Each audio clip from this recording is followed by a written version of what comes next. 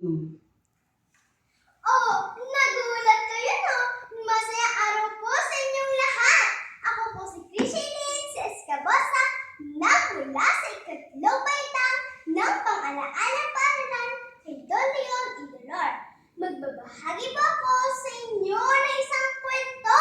At ang kwento pong ito ay tungkol sa Batang si Lito. Pero bago iyon, imulot ang mga mata. Buksan ang tenga at makinig. Tunghayin natin kung ano nga ba ang nangyari kay Lito. Tara, simulan na natin. Si Lito ay nagto.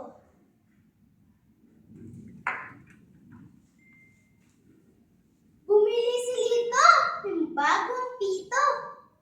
Hinipan niya ang pito at nagulat ang alaga niyang aso. Tumakbo ang aso nang mabilis. Nabangga nito si tatay na hawak ang tasa ng mainit na kape. Malaking paso ang natamo niya dahil sinatap ang kape at siya ay natumba.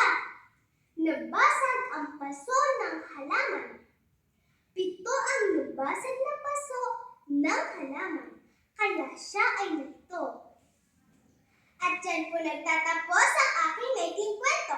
Tandaan natin, nararapat po ulit tayo ay kumilos ng gusto at nang walang napapahama.